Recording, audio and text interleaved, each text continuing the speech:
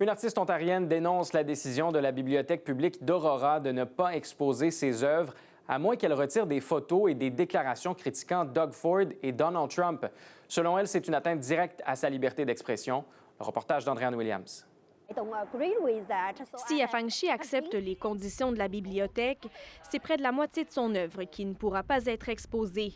Mais elle refuse de censurer son travail. Son œuvre documente des manifestations de femmes en Ontario et devait être exposée à la Bibliothèque publique d'Aurora du 6 mars au 15 avril. Mais certaines de ces photos posent problème, comme celle montrant des pancartes critiquant le premier ministre ontarien. La bibliothèque demande aussi à la photographe de retirer ses références à Donald Trump et certaines déclarations féministes. Ces voix représentent ces mouvements. Elles sont authentiques, urgentes et importantes. Elles doivent être entendues, dit Yafangshi.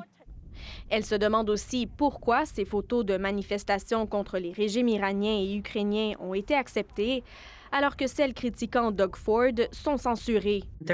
Pour cette avocate, il ne fait aucun doute que la décision de la bibliothèque viole le droit à la liberté d'expression garanti par la Charte canadienne des droits et libertés.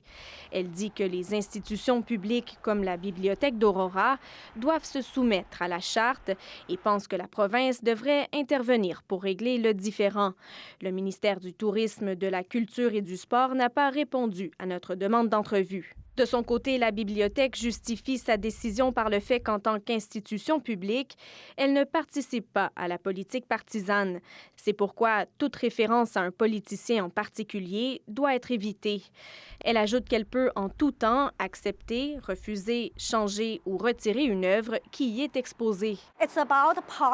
Yafangshi, elle, aimerait que la bibliothèque ait des politiques claires pour protéger la liberté d'expression des artistes. Ici Andréane Williams, Radio-Canada, Toronto.